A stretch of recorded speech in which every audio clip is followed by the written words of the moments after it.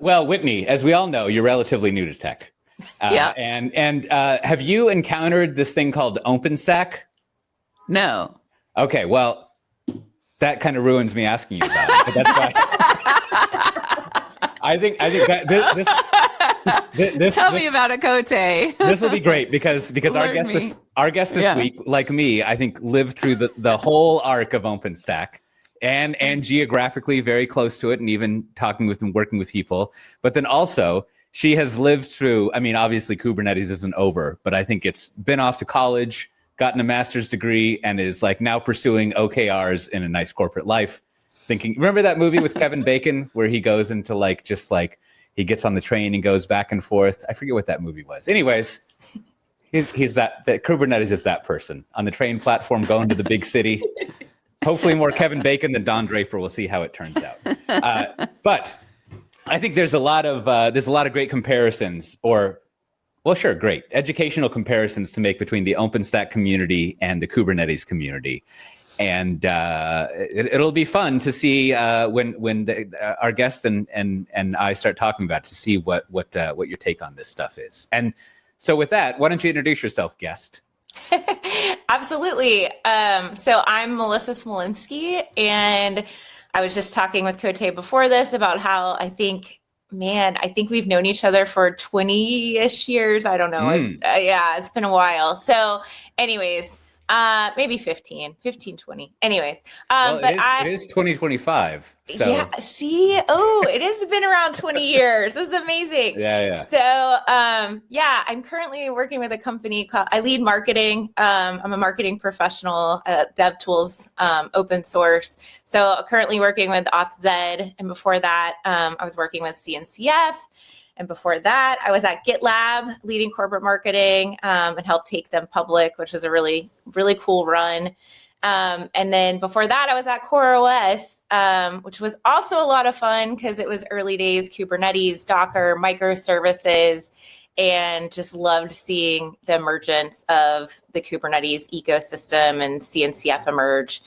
And then before that, I was at Rackspace, where OpenStack was launched, which Coté was talking about and alluding to earlier. And that was really Rackspace's, answer to competing with AWS and having a public open cloud. And so was a part of helping launch OpenStack there. And then before that, is a public open cloud. What's the stack? Yeah, it's like an open source, it was at the time, open source project that Rackspace had helped develop the storage component of OpenStack. And then NASA had actually developed the compute side of OpenStack. And so it was supposed to be kind of an open, like the open cloud infrastructure layer. And Coté can get into the more tech specifics here. But it was Rackspace's, answer to kind of disrupt the cloud market, right? Because at the time, AWS was the only other company that had a cloud offering. So okay. Yeah, it was like the Kubernetes before Kubernetes. Yes, exactly. Yeah. And what years was that? Like 2000?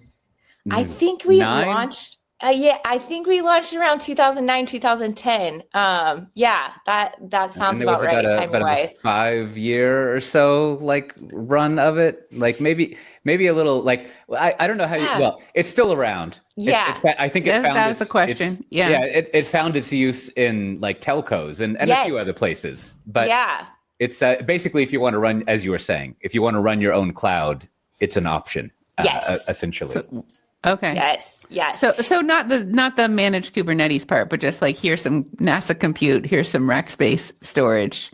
Right. And it's the actual software. So you have to have your own, you can bring your own hardware and everything, but it's the actual software for running things. Hence, and so it's like orchestration of software. That's right. Like the actual underlying, like Melissa was saying, the actual underlying storage, compute, and networking services, software for it.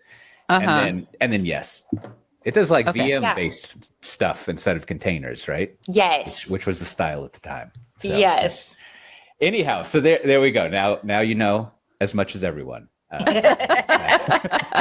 Yeah, I'm an expert. I've actually heard they're having kind of like a resurgence with with AI again. Like maybe I don't so I don't know. I that's what I've heard, but I don't have any examples to actually prove that. But that's what I'm hearing. Well, so we've laid some good preface to this. Like I was in thinking about what to talk to you about. I was really interested in the comparison between these two things, between like OpenStack and Kubernetes and CNCF and the OpenStack Foundation, because maybe I'm like stirring the teapot, to mix metaphors, but like it feels like the Kubernetes people early on were very resistant to comparisons to OpenStack. Like it was almost like, hey, if you want to keep hanging out with us, don't say that phrase again, right? Like they didn't really want that to come up. But now that, Kubernetes is that Kevin Bacon character on the train platform, I don't think they care, right? And so like it's given your background, right? Like I'm curious, like, to see, compare is too broad, but like what do you think the difference was in like the Kubernetes world versus the OpenStack world? Like OpenStack could be the Kubernetes of Kubernetes, right? I mean, that was the mission. And that's what, like, I worked on this at Dell, right? A large part of when I was at Dell, I worked on this stuff too. And like, that was the goal, right? To be like where Kubernetes is now. So like to say something went wrong is not the accurate way of putting it, but why was OpenStack scope too big? That might be a good way of putting it. Yeah. And there always is a lot of talk about like CNCF, right? Like now the scope is getting too big. Is it going to be like OpenStack? There's all these, there's 250 projects in the CNCF. Like how is that even possible in the Kubernetes ecosystem? And that's what a lot of people say happened to OpenStack, right? There were just so many projects that got put under the OpenStack Foundation umbrella, if you will. The big tent, right? Wasn't that the thing? Yeah. The big tent. And so, now, there's the worry about the cloud native ecosystem sprawl as well. And how can you make sure, Kubernetes is actually going to continue to thrive with all of these different projects? And how can the CNCF support 250 projects, if you will? I think the difference is, I think OpenStack, it's funny because I still talk to infrastructure engineers, and a lot of times they both work in the OpenStack community and they also work in the Kubernetes community, right? And there was this time where I think and I kind of, it is what you said. There was this time where there could have been something like an easy, like umbrella, or not umbrella, bridge that could have like brought the two organizations together and made them, but there was kind of this resistance. And I think it probably goes back to that Docker, there was this whole like excitement around Docker containers. And I think the OpenStack community was a little bit hesitant potentially around that at first. I don't know. I kind of feel like there was like this there was a lot of conversations around that. I think there's also a lot about community, right, in general, and like the support from organizations. At the end of the day, right, these foundations have to run with the support of, funding from big organizations to support the causes that are interesting to them from an open source perspective. So while OpenStack Foundation is still being, supported by different telcos and big companies, I think, there was just this push to the Kubernetes ecosystem. I don't know. But you said there's a resurgence because of AI. Can you speak to that a little more? Why is that happening? Yeah, I think just the compute resources that are needed to support GPUs, there's a whole conversation around that right now, right? Is Kubernetes the right platform? It seems like everybody has just decided it is the right platform to build AI services on. Now, if you go and talk to some of the creators of Kubernetes, I think some of them get a little sweaty. They're like, it wasn't built for AI. Can it work for AI? Let's find out. Yeah, let's test it. And so I think, OpenStack, is kind of, I think there's some companies that are trying to be like, well, OpenStack is actually better built for that. Is that true? I don't know. I am not the technical one doing the testing, but that's the conversation that's being had. So I don't know. It'll be interesting. I mean, I do think AI companies, because a lot of the people that are building AI were born in the cloud, if you will. So like born in the Kubernetes ecosystem. I think they've already chosen Kubernetes to like build on. I think the ship has sailed there, and Kubernetes just has to. I mean, Kubernetes is just being pushed down in the stack, right? So people don't even know they're running on Kubernetes. Yeah, as evidenced by me not knowing what OpenStack is, I was definitely born in the cloud. I can relate to that. Born in the cloud native, yeah. But when you say that, like the tense or all the scope of OpenStack is part of it of its demise, and you're wondering whether that's going to happen with Kubernetes and CNCF, I guess my perspective is like Kubernetes itself is pretty careful about factoring out all opinions and making it pluggable. So all of these 250 projects, you only need to worry about the ones that are relevant to your use cases. And even then, you just need to find one that works for you. You don't need to find the best one. So that's how I know it's like it can work on the Kubernetes side. Does OpenStack have that sort of pluggability? Yeah. That's a good question. I honestly haven't looked in the OpenStack. Like, I can't talk to it recently because I haven't been involved in a while. Yeah. That's a really good question. I don't know. Do you know Coté? No, I haven't looked at it in a long time either. But I think what I meant by the scope was more wanting to solve all compute problems. Yes, right. Yes, that's a good point. Instead of just saying as it is now, right? Like it's, I think, I think just like as Melissa keeps saying, I haven't followed OpenStack in a long time, so I'm kind of making stuff up here. But like, I think the success it has now is, like I was saying, like, so you imagine telcos and MSPs, they're not quite like enterprise companies, because like a telco actually is like running a cloud in a way that's kind of different than what an enterprise does. And they can't just like run their business on public cloud. Like they own the actual stuff. So OpenStack's really good at that. And so like that's more of what I mean. The scope is like it found its product market fit. Yes. Seems to be doing fine with that versus like being like, definitely, I think when you and I were working on it, Melissa, the idea was like, we are going to get 70% of Amazon's revenue. Right? Yes. Like just like we're going to run all the stuff, like whether it's other public cloud, there's going to be 30 public cloud companies instead of 3 to 5, and they're going to be running OpenStack plus while the private cloud stuff was up there, was running there. But yeah, absolutely. I mean, I think when I look back on that time too, it was like, I think Rackspace did do something really exciting that it makes me sad sometimes that Rackspace isn't part of the, I don't know, public cloud conversation that much anymore, because I think it did do a great service in helping disrupt the market for AWS a little bit, right? And then it made way for, obviously Google Cloud and Microsoft Azure came out and things like that. But I don't know. I think it was also kind of like the first discussion of like, what is like open cloud and what is multi-cloud, and like, and so there is, now you can easily run multiple clouds. And anyways, it was a cool time just like being part of that and seeing like how the ecosystem has evolved since then. Yeah. There's another DevOps dichotomy that I only know one side of. And I think you have a more holistic picture, and I'd like to hear the bigger story.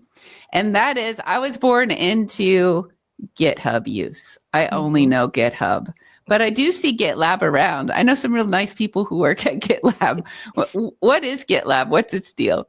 Yeah, absolutely. So GitLab is a DevOps platform, DevSecOps platform, I think is what they're calling themselves now. Maybe a DevSec AI ops platform. I don't know. Anyways. all the words.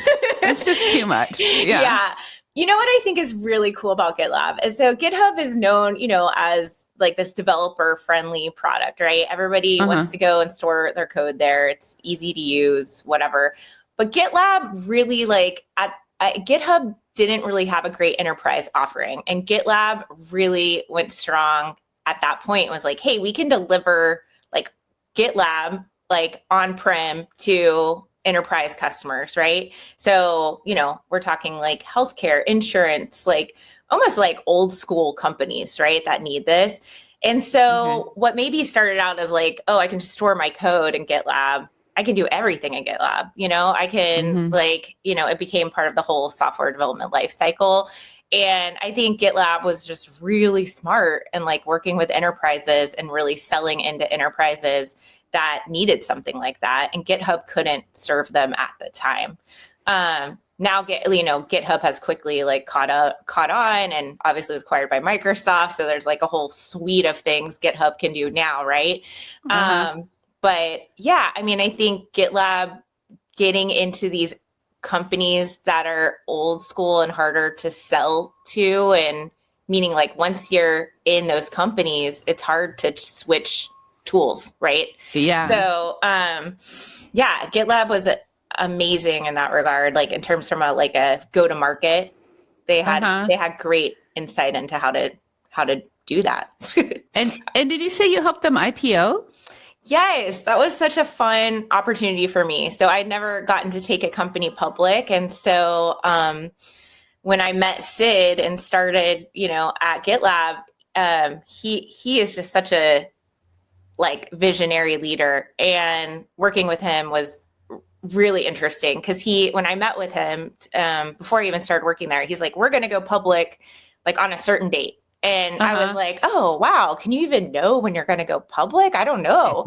And he is so efficient in how he runs a business. I think we went public within 2 weeks of that date that he had picked of going public. And it was just a really interesting Are we talking like, this is more impressive only if it's far away. If it's 3 like, months from now, it's not that 3 years. impressive. 3 years. 3 years. Yeah, 3 years.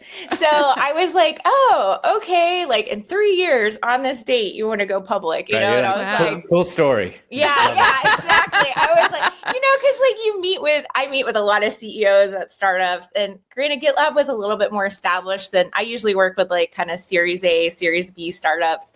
And so they were like a 400 person company when I joined. So I was like, okay. But still, you meet with a lot of CEOs that are like, we're going to go public one day, and I was like, oh yeah, sure. Okay. But we did it, and it was just a really great experience. And I think being a part of when I started, they were really wanting to differentiate themselves from GitHub, be that DevOps platform. And then also, really, they had such unique ways of working, right? Sid is very transparent. Everything is online. Also, it happened to turn into, the pandemic was going on I think it happened after it started. But GitLab was very all remote from the beginning. And Sid was very strong on those beliefs about being all remote and providing opportunities for people to work at a company like GitLab throughout the world. And so being able to tell those stories while helping grow the business was like, really, it was a great opportunity. Do you think the amount of transparency that GitLab has, like you'll have to help me calibrate on it, but I mean, they have pretty much everything, maybe minus 10%, like on the public wiki. Like when GitLab would do like their, I don't know, FY23 marketing strategy, was that like on the wiki, like what the campaigns were going to be and how they would be measured and all those kind of things? Or like, yeah, well, our OKRs would be on the wiki. Like you could look them up. I think a lot of times we did a lot of stuff in GitLab. So everybody, the campaigns that were going to fall into the different OKRs and everything was basically, in our marketing GitLab repo. And so, the whole company could see that if they wanted to. The whole goal of GitLab was like anyone can contribute, right? So if there's somebody in like product or in engineering that wanted to make a comment on what we were doing, they could, and so, which was... All right, that's an interesting ask. Yeah, because I hadn't thought of that part, but Did they ever? Yeah. they did. And like, sometimes they were great ideas. Sometimes, because it's like, oh yeah, like, why didn't I think about that? Like, engineering has such different ideas sometimes that are going to, that they're like, I'm like, oh yeah, that's a great idea. Like, I should think of that.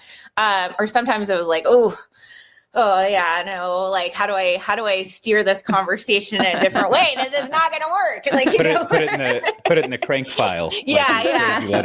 So do you think, so there, like, you've already answered given a little bit of an answer to the question I was going to ask, but like, transparency wise, what effect do you think having that amount of transparency has on the way you work day to day? Like, is it a big effect, a little effect, unexpected? Like what? Yeah, it's what a happens? little scary at first, right? Because it'd be like, okay, I'd go on a meeting with Sid, and he'd be like, "I'm gonna live stream this," and I'd be like, "Oh, okay, we're gonna talk about branding and how we should brand GitLab, and we're gonna live stream it right now."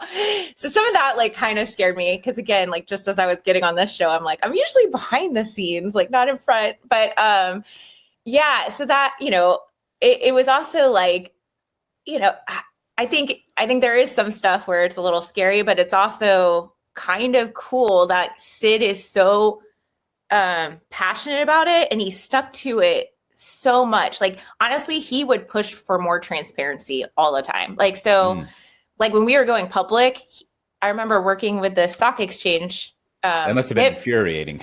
Yeah, like he wanted to try to make every part of that as public as possible, but there's rules, you can't do certain things. But he would push them, and he was like, "Well, this is the way we work.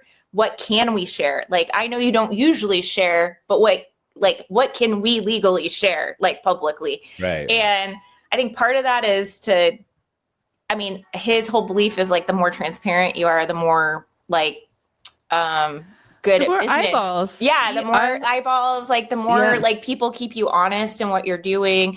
Like, the roadmap was always public. I don't know. I left shortly after they went public, so I don't know how much they've kept to the transparency.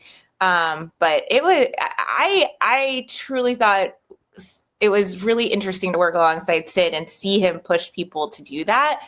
And honestly, the everyone can contribute thing, I like, when I started, I thought it was a little crazy, because like anyone at the company can make an edit to the website.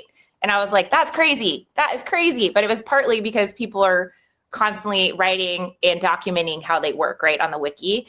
But like, there's people that approve the merges and whatnot. But like, still, I was like, oh my gosh. But then I realized how efficient it was and how cool it was, because I could be like, ooh, I'm going to make this edit to this like site right now. And like, it could be live like this afternoon. Cool. Okay. Like, whereas like, you can work at a place now and it takes like 5 weeks, and you're like, do you have that landing page up? Can we put that landing page up? Like, Yeah. How have you carried that forward into the other positions you've worked since then? I think some of the ways like, so when I do a meeting now, so one of the things at GitLab is like, when you do a meeting, you have an agenda, and you have to have the agenda filled out before you have a meeting. And oftentimes like people in your meeting have already commented on your agenda. So it makes the meeting like so much more efficient. No agenda, no attenda. Yeah, exactly.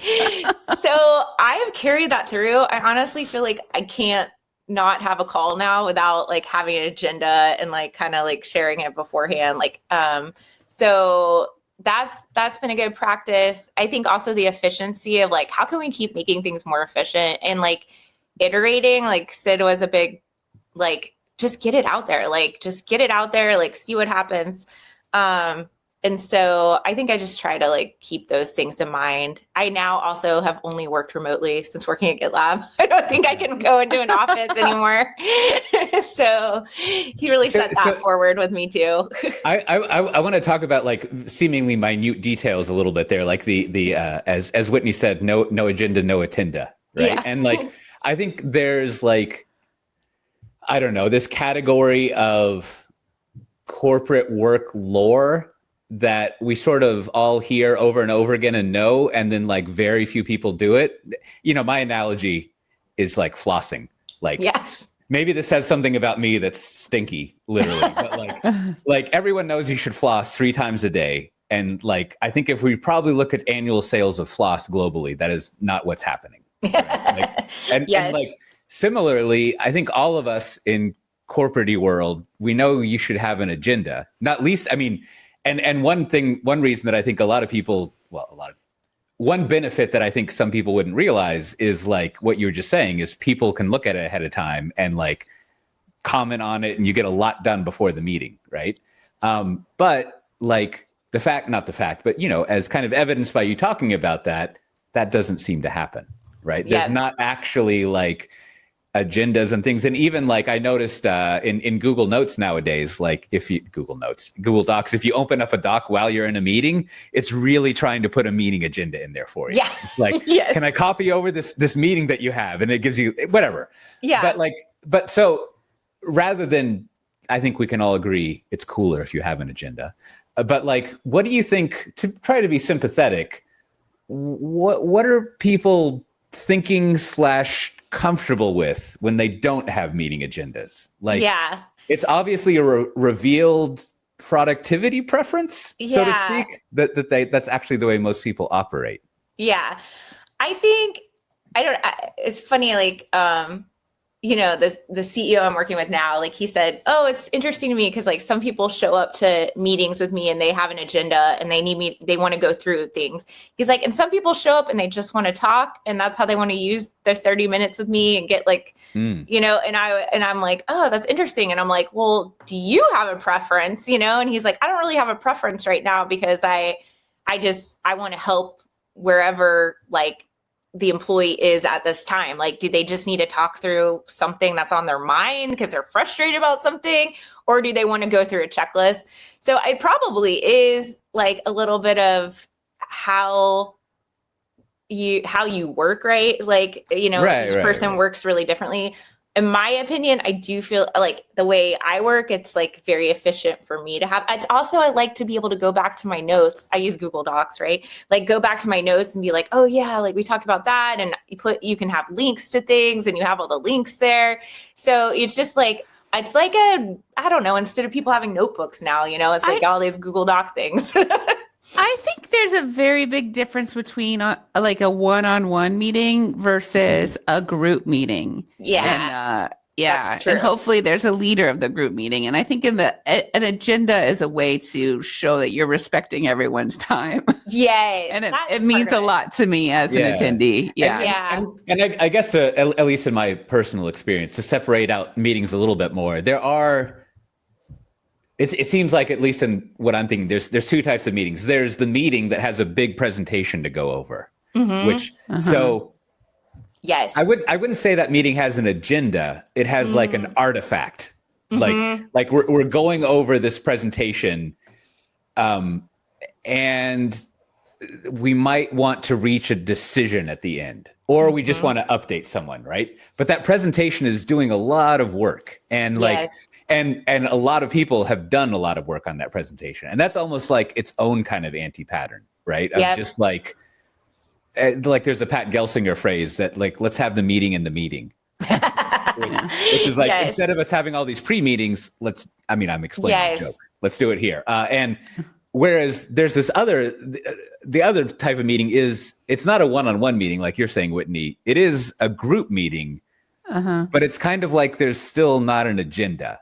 Like that's published ahead of time, and like I don't know, there is just something like you know, the other example of this that's fascinating to poke at if you live this life that we do, I guess, is like a 6-page memo sounds awesome, only one company in the world does it, right? Like and so what's up with that? It's another flossing quandary, right?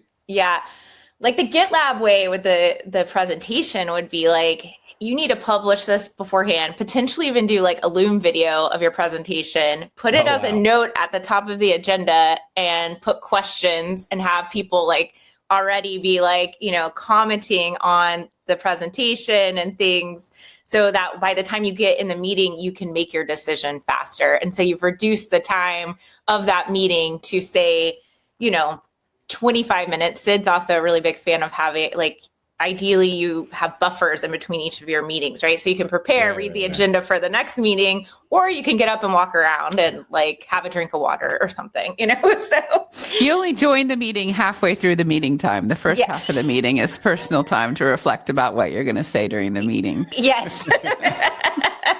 Pretty much. I mean, it makes sense to me, actually, because especially like sometimes in meetings, if you haven't done that kind of homeworky stuff, pre-work stuff, then people who think more slowly and carefully don't have their opinion fully formed by the time they get a chance. Or if there's like a writing component, then people who are maybe a little more afraid to speak up have a chance to have their voice heard. So I really like how that format democratizes the process too, besides transparency. Yeah.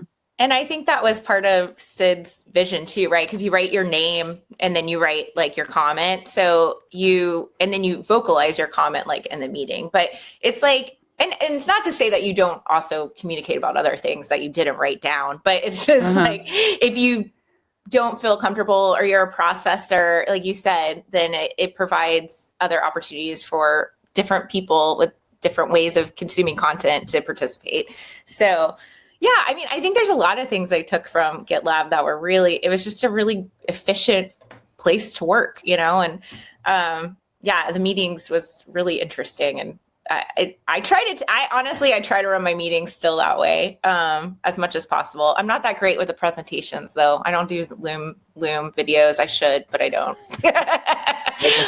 that's a high bar to get like do some video production and for your stuff. I guess part of doing that is you set expectations that this doesn't need to be perfectly done. Yes. I mean, we're all human, right? We're all just trying to make things work. I think the other cool thing from GitLab too was like, so when I started, and I think it was kind of getting away from this when I left, but it was all about like, you know, everyone's working remotely. That's why there was so much documentation too, because the idea was like, oh, you could start something, someone else on the other side of the world is going to pick it up when you're done.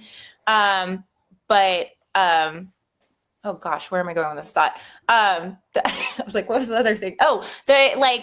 It wasn't about hours you put in, right? Like, so it was like, oh, if you finish your work in like 6 hours, like go, like, you don't have to sit here and like, make sure you're, you know, like, I'm online, I'm doing stuff. It's like, okay, go live your life, like have work-life balance. And I always thought that was really interesting too. And it's like, it was more supportive of, you know, there's some engineers that just like to code all night, right? Like that is the way they work. Like they don't like to work during the day or they sleep till noon and they're brilliant, talented engineers, but that's when they do their best work, you know? So I think it was supportive again of how people work and all of that. But I think I would say that was probably harder to scale as the company grew.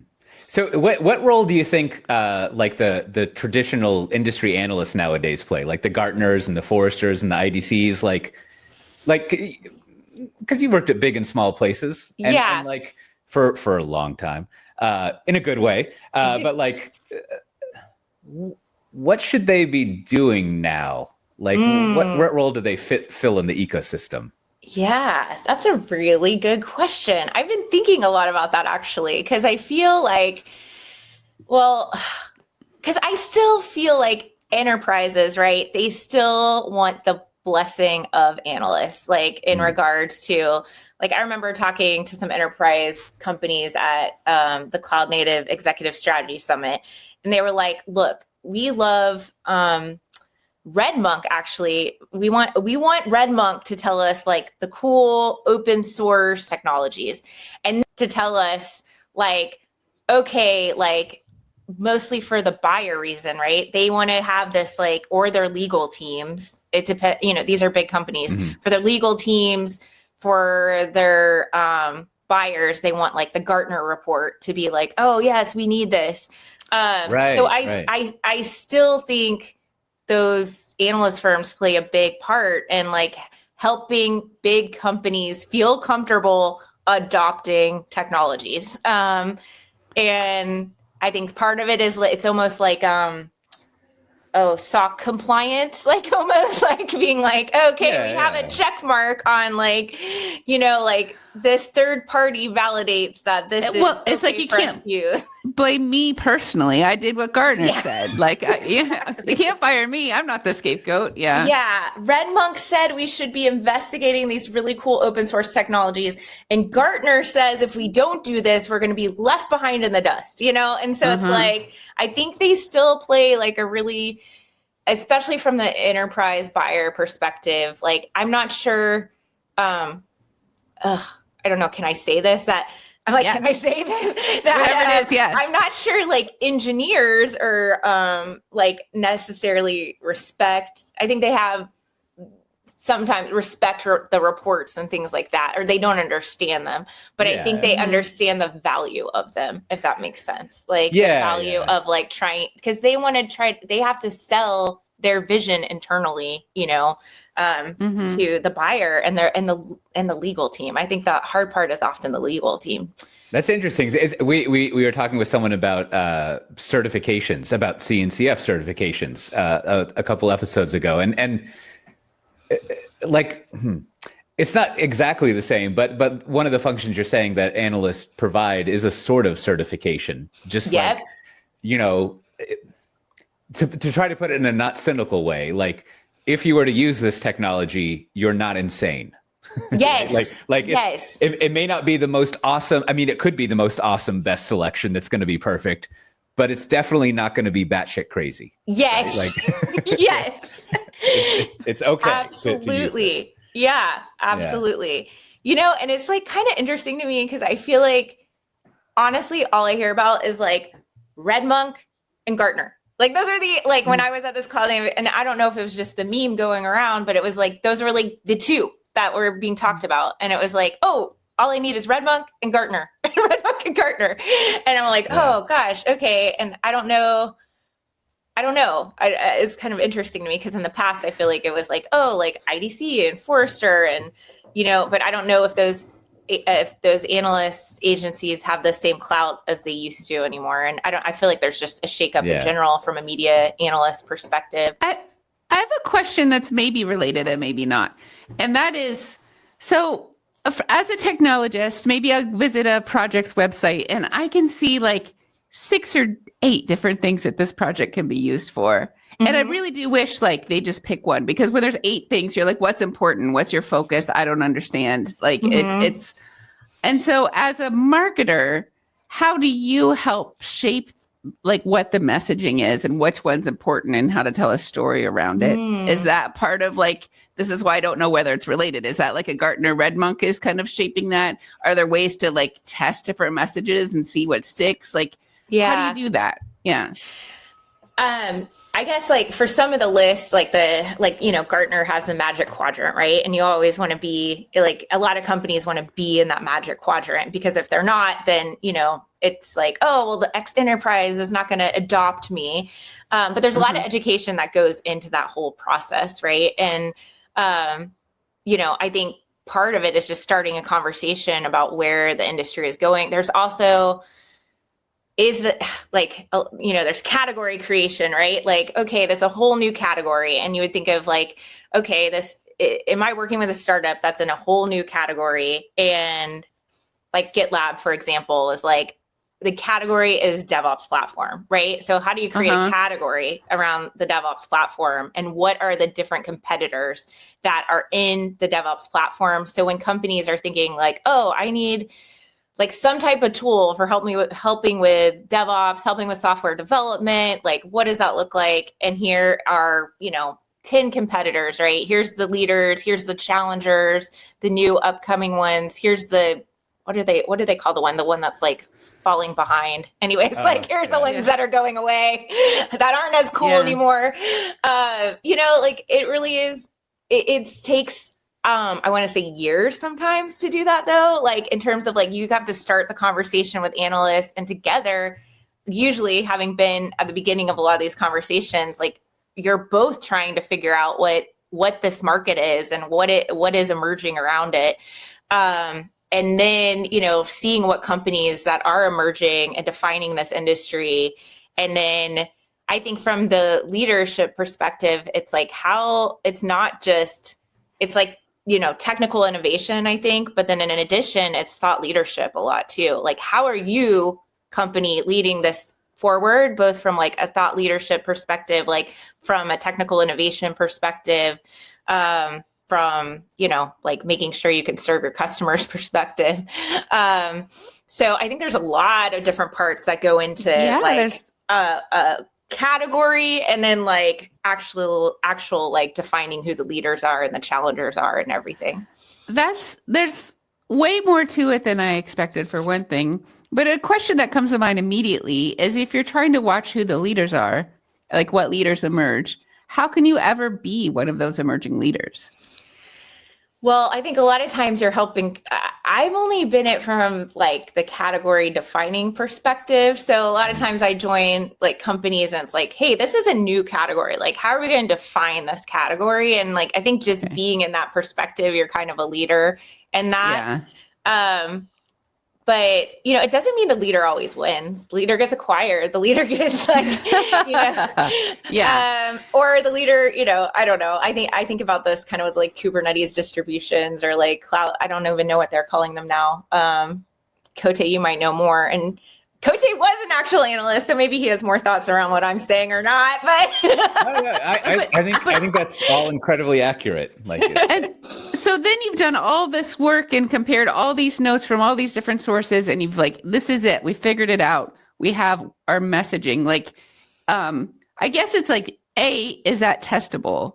Mm-hmm. The way you would test like a product or something. Yeah, it is. What does that look like? I'm curious. And then B, once you do have it, what's a rollout look like? Yeah. I mean, part of it, again, a lot of times you're working one-on-one with these analysts that are helping define the category, right? So that's like most recently, like working with RedMonk, I'm working with Gartner, like on defining like on what is this emerging category, meaning like, what is the overall story that this is actually going to do? And how is it going to change the way people develop software, or, like what is the future, like what is the future? Like I imagine right now there's going to be an AI dev tools. Like, what are the AI dev tools that are going to actually make AI in the enterprise actually like functional, right? And like, and so what does that stack look like? And, I'm sure it's like, would be like working one-on-one really closely with those analysts, but then also from a testing perspective, I mean, there's anything from like, when I'm thinking about it, like there's anything from like, oh, we're going to talk at conferences and see like what resonates, right? Like what messages are resonating. Are 500 people showing up to this talk, or like 5? Like, is this actually like, do people care about this? So that I say I do like that type of testing. Ad testing, I know it's kind of like, like you can do different ads and see what people click on, like to kind of be like, okay, like this is interesting, this isn't. Let's see, what other testing? You can just tell. I don't know how to explain it, but like you can, and it's mostly, I do a lot of like the conference and the community, like the pulse on the community, because that's where, to me, you can really see if things are emerging or not. So like, what is actually like, what are customers talking about, and like what do they really care about? I often think with a lot of the products or whatever that we work around, there's such a small set of people who are in your survey base that it's actually valid to go off a lot of anecdotes, and just like instincts, because it's such a small pool of people that not that you can talk with all of them, but that like you can't do much else. It gets to be difficult. And, as you were going through that, one thing I wanted to ask about that I think would be great as an example for this is like, you worked at CoreOS for a long time, and like, that was a weird company. I don't know, weird culturally how it was, if it was culturally weird, but like its product was like, like it was like Linux that auto updated like Chrome. Yep. That was at least, I don't remember what it evolved into. There was many different things, but at some point, like CoreOS went through all sorts of different things. And so like, it'd be interesting to hear how a lot of what you're talking about, kind of coming up with the positioning of a company and figuring out what it does, like how that went through there. Cause they had a bunch of different stuff that they were wangling around with. For sure. Yeah, CoreOS was so interesting because Alex Polvey, who's the CEO, was just like this. I mean, he was so passionate about the work, and everybody that worked there was so passionate about what they were doing. And so, like, I don't think I've ever worked at a place where everybody was so into what we were doing and creating. And so, yeah, their first, like, when I started, it was just a bunch of open source projects, right? So like CoreOS Linux was our first open source project, which was, you know, kind of one of the first Docker operating systems. And and then, you know, they created etcd, obviously Rocket, which, you know, kind of was the secure Docker container, if you will. And there was a whole argument about that for a long time. And so when I first started there, I was like, what are you doing? Like, what are you doing? I'm so confused. You know, I come from Rackspace. I'd worked with Alex before at Rackspace. Alex had another company called CloudKick, which Rackspace had acquired. That's how I'd met him. And so I was like, what is this? And so really it became about like, you know, all these different pieces to create like, you know, like in Alex's mind, he was trying to secure the internet, like, and meaning like to have all these different open source projects, like we are going to create the base to make sure like we're running the internet securely. And it just became the whole mission was secure the internet. And so we had all these like really passionate people about security and infrastructure and distributed systems all working together. And a lot of the marketing I think I did there was just education at first, because I think everyone was just as confused as me when I started. Like, what are you doing? Why are you doing this? Like, what is it? And those, you know, I think we were lucky enough to have people like Kelsey Hightower at the beginning and Redbeard. Not sure if you know him, but he was really well known, Brian Harrington. And we had these like just really passionate people that were just out there talking about the future of microservices. And then when we had something else called Fleet, but when Kubernetes came out, we decided that was like the right way to go. And then it became like, how do we create a Kubernetes distribution? And that's really where we also acquired a company called Quay early on, which is an enterprise container registry, which actually the company I'm working with now, OauthZ, the founders were the creators of Quay. So anyways, but it was like, how do you bring all these open source projects together, Quay, and be like, what are we building? Why are we building it? And I honestly don't know if they knew at the beginning, but they knew there were all these different components they needed. They believed in the Unix way of doing things, the building blocks that you needed to build like a secure infrastructure layer. And they were very, you know, focused on that. And so it was like, how do you tell that story, educate people on the future of microservices, which we started doing. You know, now that you're going over it, CoreOS might be one of the more perfect infrastructure open source startup case studies, because it was successful, well, acquired at the end, right? In Red Hat. And then you just walk through figuring shit the fuck out, right? Like all over the place. and the, you know, one aspect that I think is interesting to think about how at various companies like you and your teams kind of think through doing this is, I'd forgotten the part about secure the internet. But that's exactly it, is on the one hand, you have an outcome you want to achieve, to use business talk. We want to secure the internet, right? Yep. And then over here, you've got the stuff you have, right? Yes. And so you can go extremes marketing wise on either side of that. You could just talk about like, you know, we're securing the internet with secure supply chains and DevSecOps. And then it turns out all you really have over here is like a code scanning tool. Yes. Right? Or you could just talk about like, we have a code scanning tool and we scan code. Now, CoreOS obviously had a lot more than that, but like in that, you know, at CoreOS and other places that you work, how do you figure out there's a dial between let's talk about the visionary outcome thought leadership stuff and then like, here's some code you can actually type something for on the command line. Like, how do you balance those two out? I think there is like, you know, I think it depends who the CEO is too, and how like visionary they are too, and how, you know, Alex really was like, he got like, they got the inspiration for CoreOS after going to see like Leonard Pottering talk about securing the core of the OS of the operating system. And that's how like it became like secure the internet. How do we create a new operating system that auto updates? Right. How do we And so from that, I think it is actually really working closely with the CEO. And it's like, what is the vision? Like, what is your, like, if you look like 10 years down the line, like, what are you hoping you're doing? Now, technology wise, like, what are we actually doing? And I think like for Alex, it really was like, how many open source projects can we actually create to actually secure that, like infrastructure layer that supports the internet.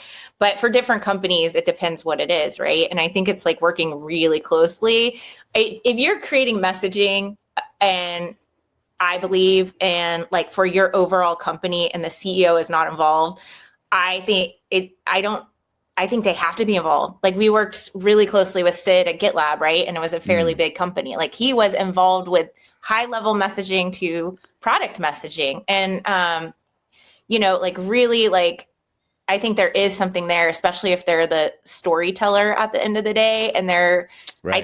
I think you kind of have to work. Now, granted, I mean, even at Rackspace, like Rackspace was a pretty big company when I was there. We worked with Lanham Napier was the CEO at the time.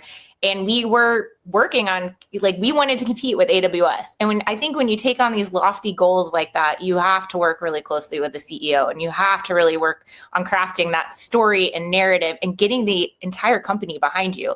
Because at the end of the day, like marketers can only do so much, right? Like we are like, it depends how many marketers are sitting, but obviously there's people that are speaking about your overall message at conferences. And it's like, what is that message that you're trying to get out? What are you talking about online? And again, if it's just a marketer out there talking about it, who cares? Like, but if your customers are talking about it and they love your product, that's great. If your engineers that are working at your company are passionate about what you're doing and they're talking about it, that's great. So I really think of, marketing as this holistic thing that if you're going to be successful, it really has to be a whole company. The company has to get behind it and be excited about what you're doing.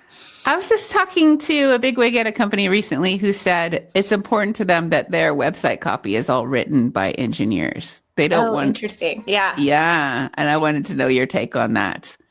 Yeah. I mean, I work really closely. I think that's smart. I think like it depends like what the company is and like who they're selling to at the end of the day. Like, is it an engineer they're selling to, or is it like the CISO, like, or because that really matters, And so I think you got to write, I think a lot about marketing is just communication, right? Like you got to like, have your narrative down and like, when you're introducing yourself, what do you say about yourself? Like, and what do you say about the company that you represent? So, yeah, I mean, I think your website, right, is like a representation of your company. So, and you should be talking to your customers. And so that would make sense. And for me, like a lot of times, like, I'm not super in the weeds technical. I'm a pretty technical marketer, but I'm not the one that's like, coding or, setting up the infrastructure layer. And so a lot of times I do work really closely with the engineers or the developers on the team or the technical CEO or product person to be like, hey, does this make sense? Like, and we work together on writing copy or whatever it is, like, so yeah. You talked about transparency in terms of like running an organization or through meetings and stuff. Do you think as a marketer, it's important to be perfectly or more or less really transparent? Like when you're talking about like, we're working with the CEO to figure out these visionary goals and where you want to be, and you're going to market, like that's going to inform your marketing. How much do you say, this is where we're going to be and here's where we are, versus this is where we are going to be, and you kind of sweep under the rug how far away you actually are from that goal? No, I think it's important to be transparent because you want people to come on the ride with you, right? Like you're like, hey, like I'll go back to CoreOS, but it was like, yeah, we want to secure the internet, but we can't do it alone. We all need to work on this together. Like we need help from a community perspective. We need help you implementing it at Ticketmaster or wherever, so so I actually think it's good to be transparent and be like, hey, this is our idea. And that this is why we think it's going to why it's so important to us and why we think it's important to you. And we'd love for you to come on the ride. Yeah. So I actually do think it's good to be transparent and as much as possible. Right. So there's got to be a line in there somewhere, but I'd say I agree with you. Yeah. I mean, I think like a lot of developers are like, I hate, that was the theme for a long time. I hate marketing. I hate marketing. But I guess I always feel like, who likes marketing when it's being stuffed down your face and you're like, it's not communicating to me on like what I think or care about. But if I care, right. And so like, I think probably it was a lot of really bad marketing done for a really long time. Like, Yeah. Well, I always put that in the bucket of like, yes, bad things are bad. Exactly. Yeah. Well, I go to a lot of CNCF project websites because I want to learn them, get the gist of them to talk about them in the shows I host. Yeah. And I'd say I'll skim it, but I more or less just skip the website and go straight into the documentation and read the overview in the docs because that was probably written by a technical person and I want to know how it works. That's how I'm going to understand what it is. Yeah. But I don't know if that's a fault of marketing or if I'm just not the persona who's meant to enjoy that landing page. Yeah. And I think that's sometimes hard, right? Because it's like, well, like the landing page also, I don't know about the CNCF landing pages because I'm not always sure. Because I think those are hard because sometimes like they're done so differently, if that makes sense. Like it's like whoever owns the project. Like I don't know if there's like a standard template. So I think some are probably better, I can tell you better than others. Not. Yeah. Like some are probably a lot better than others. But some are probably done like, oh yeah, hey, like the OSPO people at big company, like this is what our project does, because you want some of that higher level language too. And I think it's also like, there's some people that know this stuff really well and some people that don't, that are still learning about cloud native, I'm always shocked when some XYZ big company comes in is like, oh, we're just now trying to go cloud native or whatever, like, and it's like, oh, where do we even start? And I'm like, wait, what? Like, well, 10 years ago, I'm just kidding. I'm just kidding. But, that's just the way it is. So, so, I think it is hard sometimes to figure out like, but persona, usually, skill level, the persona, time in time in cloud, all the things inform.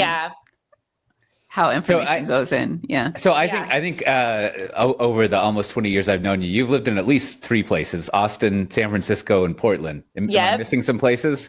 I've lived in New York, but I don't think I knew you or maybe I did. I maybe knew you. I lived in New York too at some point.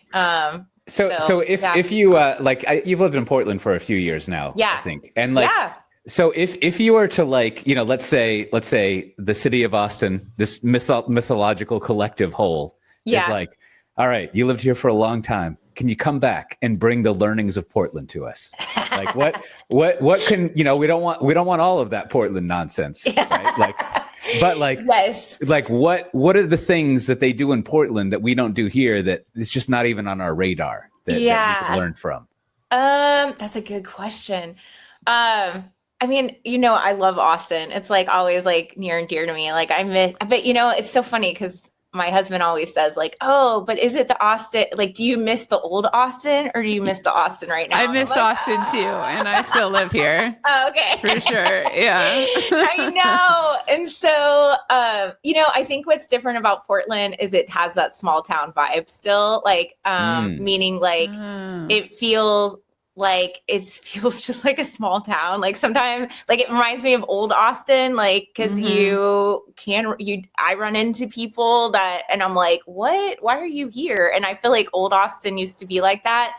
And, I don't say that there's really good coffee in Portland and I know there's good coffee in Austin, but I feel like it's not as good. I don't know. In Austin, I don't think it's possible anymore for like an artist type business to rent a storefront in a walkable area. Yeah. And I think that's what's killed it. Any walkable area is totally filled with like boutique, expensive stuff. Yeah. Right. Yeah. That's what I miss that about Austin. And like, I miss kind of like, I don't know. I do have just magical memories of Austin and I always want to go back there. But, Portland is got this like just really friendly. It's also like people here I'm not even there right now, but they're so friendly, and you would hope Texas. I'm from Texas, so I'm like, oh, Southern hospitality, but like, I feel like it's not as friendly as it used to be. And like, it's more of a bigger city and kind of like more cutthroat than I remember it. And so I would say bringing some of that small town vibe, hospitality, like caring about one another, and then like really, I don't know. There's some there's amazing food in Austin now too, but there didn't always used to be like all the different like amazing food in Austin, and Portland has like such a great mix of different food too. So, but yeah, I mean, I definitely do. I miss Tex-Mex. Oh my gosh, yes. Like, do I miss sitting outside on rooftops sometimes, or just like hanging out outside? Like, yes. So. Well, so what about the other direction? Let's say the city of Portland is like, hey, you put your time in here. You acknowledge that we have the best coffee, which is secret test we give everyone, and we'd like to get you in here. And what can we import from Austin? What tools are we going to bring for Austin that are going to make things, however you define it, better? In Portland?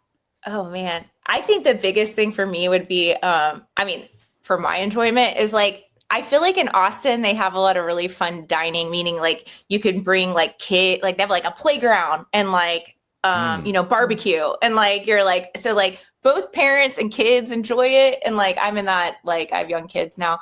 So like, they don't do that in like Portland. They don't have like, really? They have you don't have like the fenced-in restaurant so your kids can run around and you can finally have a fucking break? No, that's what I'm like. I mean, this is actually what makes me want to move to Austin sometimes again, because I'm like, oh my gosh, like like why? And like I talk to people about it. I mean, I almost want to start one in Portland because I'm like, how do we not have that? They have like, sometimes you can go to a brewery and they have like a little kitchen for a kid, but it's not like a playground, and it's not like, I don't know. So they don't really do that. It's more like kids just need to like sit with their parents and eat their food, color this paper. Yeah, exactly. Do you think maybe that's like a weather difference? Like it would be rainy so much of the time that it would be a bad investment, or like? Oh, I was just going to make a joke about how so hot it is in Austin. You can't have kids running around. Like joke's on you. You move here for that, and then it's too hot to be outdoors. That is, so that kind of whatever that setup is, that's not common in the Amsterdam area at all. And we found a restaurant like that. We haven't been to it that many times, but we found a restaurant like that, and it was like, this is amazing. Yes. Now we can come here and get like these ridiculously overpriced tiny European pizzas, and like the kids can run around, and it's I want more of that. I will pay top dollar for an expensive pizza if my kids can run around on a playground and I can have a beer and hang out. So I think what I'm going to propose is maybe we can arrange a meeting with some Bain, BCG, or McKinsey people in the food services industry, and they're going to say, okay, we can raise the profile of Portland. We have some charts that prove you can sell higher margin pizza if you have an enclosed playground area. Yes, I am so down for this.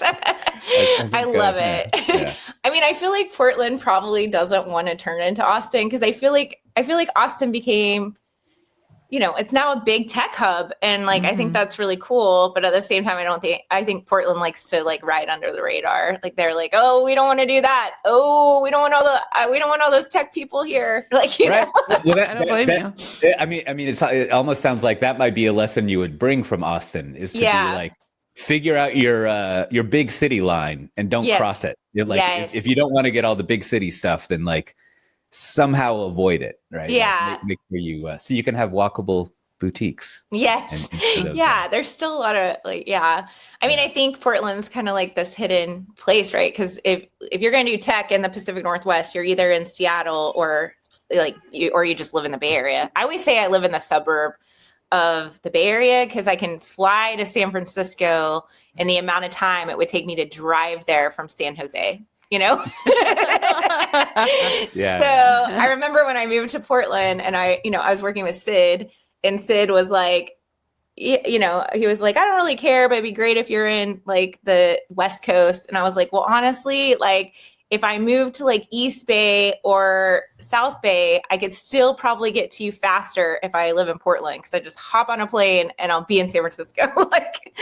Versus, I mean, I don't know. So, and then it was a pandemic, and then nobody like went anywhere. Nobody saw anybody in person for like the longest time. Yeah, exactly. Well, it's been great to go over this stuff and catch up a little bit. So if as you said earlier, maybe you're more behind the scenes than forward. But if people wanted to see your more forward, what word am I looking for here, Whitney? I don't know what I'm saying. I don't know. Do you have a your digital footprint?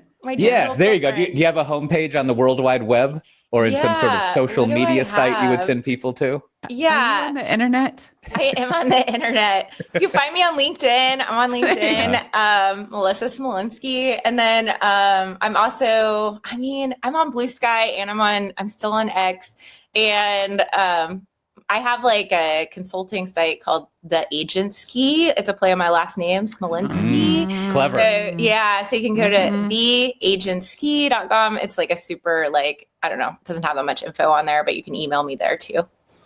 Well, that sounds good. Well, thanks again for being on. It was fun. And now, if you've listened this far, remember, you can't reveal the secret of Portland. It has to be preserved. Otherwise, they might kick Melissa out. They'll be like, we've done the root cause analysis. And 3 years ago, you appeared on an episode of Software Defined Interviews. It was episode number 98. And we verified it because we went to softwaredefinedinterviews.com/98. And we looked up her link and everything. And then you were in Portland. Portland's a tech city. Yeah. Oh, no. Melissa did it. Yes. But I don't think that will happen because we have a good listener base. But thanks for listening in, and we'll see everyone next time. Bye-bye. Bye.